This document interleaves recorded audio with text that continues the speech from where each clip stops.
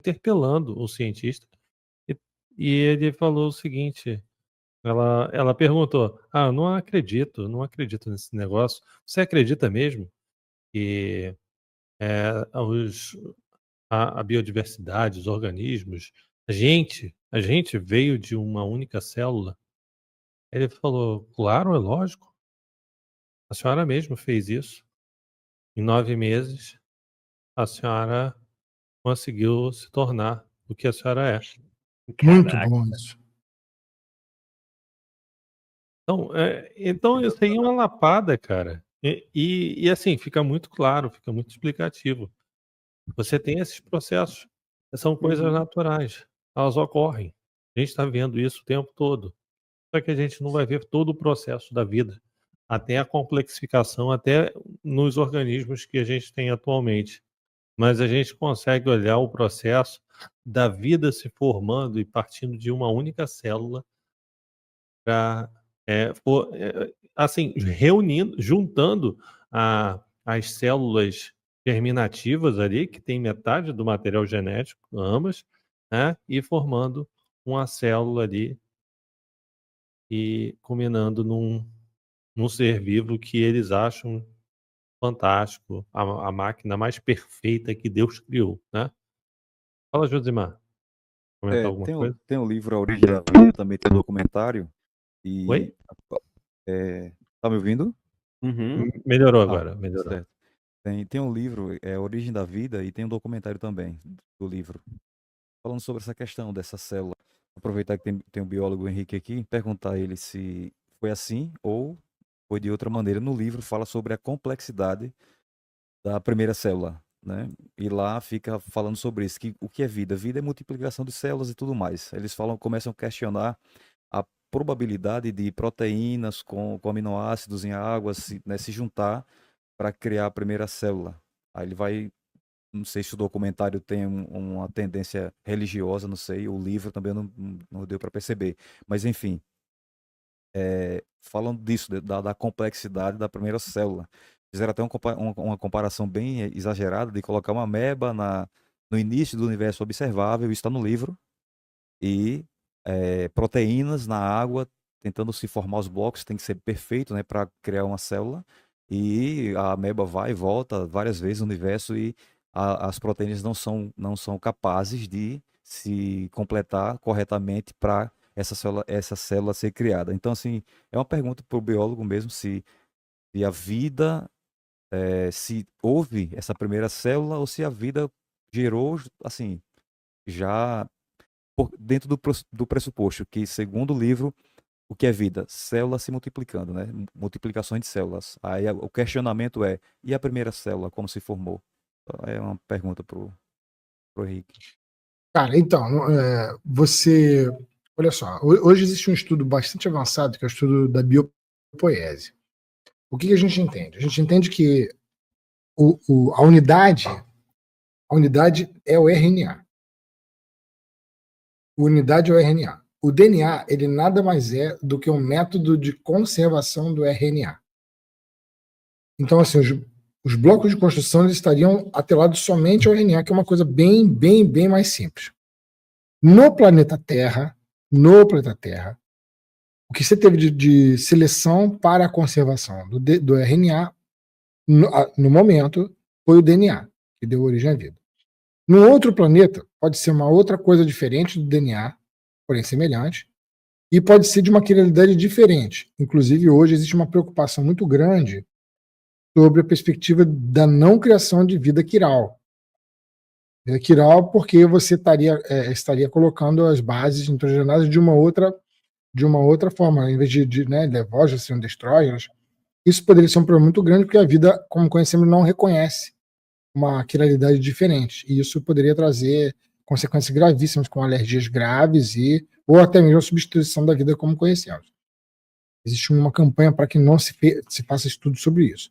Então, cada parte do universo, você teria uma maneira de conservação que poderia ser semelhante, mas não a mesma, mas a vida seria a base de RNA. A base seria o RNA. E aí você não tem uma célula inteira, mas você teria coisas como pré-células, protocélulas. Aquilo que a gente entende como vida é algo que está relativo a ter uma célula, ter metabolismo, reprodução e excreção. E essa é a base da vida. Só que você pode ter protocélulas que fariam a mesma coisa de uma célula, porque ela estaria num ambiente em que seria isso capaz, entende? Então, o ambiente que ela estava, o ambiente teria lipídios que poderiam funcionar como um grande aglutinador, protídeos, etc., que poderiam entrar na cadeia, até o ponto em que uma célula foi surgida. Agora, isso é uma loteria muito grande? Claro que é uma loteria muito grande. Ninguém nega que seja uma loteria muito grande. E é. Porém, você tem que lembrar que a Terra era um gigantesco reator. Era um gigantesco reator onde você estava com essas condições o tempo inteiro. E isso era selecionado, essas reações estavam sendo selecionadas há milhares de anos, há milhões de anos, talvez bilhões, e com uma quantidade absurda de nutrientes. Uma hora eles se formaram. Formou a primeira vez, velho, já era. Replicou, tem lá o código. A ideia é de que, na verdade, pela biopoese, você tenha uma avalanche de produção de RNA que não tem o menor sentido. Ele simplesmente é produzido. Porém, dentro dessa loteria, você pode ter algumas produções químicas em que esses bloquinhos tenham a seguinte seleção, a seguinte informação, replique-se. Ela foi selecionada. Dessa maneira, o Darwin explicaria até a origem da vida. E olha que esses estudos estão bastante avançados, hein? Professor, Olha o Renato. sem atrapalhar o senhor, posso mais um pouquinho, só rapidinho, porque eu achei muito interessante o livro. Então, assim, essa loteria que o senhor fala é impressionante, que no livro fala que a probabilidade, né, disso acontecer foi exatamente esse cálculo, né, de colocar. Eu vou ter que verificar de novo se tem algum teor religioso, que sinceramente, eu não olhei se tinha algo assim, uma tendência religiosa, né, para provar que é impossível. Na verdade, no documentário fala assim que é impossível. Essa loteria, esse cálculo matemático só pôde, para dar um exemplo de quantas vezes, de trilhões, de trilhões, de trilhões de vezes em uma, foi uma comparação de colocar uma ameba no início do universo observável, ela vai e volta várias vezes e os aminoácidos estão lá tentando se formar e eles não conseguem criar essa célula. Então, para resumir, eu esqueci o nome do autor da frase, ele fala: é improvável, ou seja, impossível, que uma célula tenha se formado por si Cara, só. a gente já está. Esses cálculos são todos ultrapassados. Hoje a gente já está fazendo cálculo de possíveis civilizações, cara. A gente já está preocupado com outros cálculos de quantas vidas inteligentes existem no universo. Veja como os cálculos foram aprimorados, velho. Esse cálculo da impossibilidade ele não existe. Nós hoje já estamos com outro tipo de cálculo de quanto você tem de vida nos outros planetas, qual a probabilidade de ter vida inteligente e qual a probabilidade de você ter vida civilizada nos outros planetas. Olha os cálculos que nós já estamos preocupados com hoje. Não vai ser um cálculozinho da década de 60 feito por alguém que, apenas para chutar qualquer bosta, colocou como verdade que vai ser uma verdade, entende? A gente está preocupado com outro tipo de coisa agora, já avançou muito nisso aí. Aí, para concluir, a vida, porque tudo que tem vida tem célula. Então, assim, o senhor acha que, por exemplo, é possível vou dar ênfase à Terra, né? A vida na Terra, porque a gente tem por fato, né? Outros planetas e tudo mais, a gente tem que descobrir aí a astronomia, descobrir, quem sabe um dia. Mas sobre a Terra, é possível ser gerado vida, tem que haja uma célula. E a pergunta que eu faço para o senhor, desculpa a ignorância, que seria uma protocélula. Então, protocélulas seriam substâncias que se comportar, que em um determinado local poderiam se comportar nas suas reações como se fosse uma célula. Mas elas não têm a membrana completa, elas não têm não têm todas as estruturas necessárias para serem demonstradas como uma célula, mas sim um aglomerado de substâncias que estariam reagindo ali, fazendo papel de células na sua decomposição, degradação da matéria e síntese energética, etc. Isso seria uma protocélula. Pegou? Qual foi a outra pergunta? Sim, mas o senhor já respondeu as duas, porque assim, se é possível iniciado a vida sem uma célula completa, mas o senhor explicou que por Sim. protocélulas pode ser, né? É, Pode ser possível. ela estaria no limiar do que é vida e o que não é vida. Ó, vamos lá. Primeiro que o Certo. conceito de vida, ele é um conceito de vida que a gente conhece como coisa orgânica. Então a gente tá falando aqui do metabolismo, reprodução e excreção. Mas, por exemplo, a gente pode no futuro criar uma vida inorgânica. A gente pode criar um supercomputador e pra gente, avaliando, ele tem sentimentos, tem todo tipo de coisa que vai, caraca, e começa a se replicar sozinho e fala, pô, não é mais. O conceito de vida ele foi expandido, entende? Ele foi ampliado.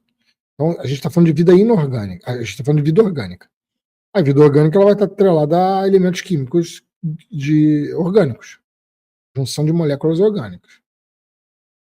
Então, você tem uma protovida. Depois, você tem ela em forma de célula, você tem uma vida. Deixa eu agradecer aqui o Renatão, que mandou 20 assinaturas aí. Obrigadão, Renatão. Ajuda demais o canal, valeu.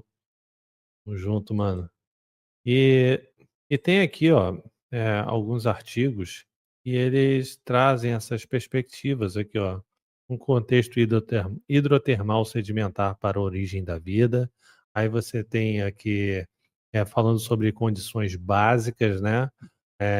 Aqui para você ter a vida prebiótica. Aqui, ó, a vida prebiótica, justamente sobre essa questão da protocélula, né? Aqui, ó, nesta sessão fazemos uma breve visão geral dos requisitos básicos para a química prebiótica e o surgimento da vida, destacando a importância do mundo mineral, em particular para o primeiro. Considerando a importância do ambiente geológico para a origem da vida, delineamos o entendimento atual sobre as condições ambientais reinantes na Terra primitiva. Em seguida, consideramos vários ambientes propostos anteriormente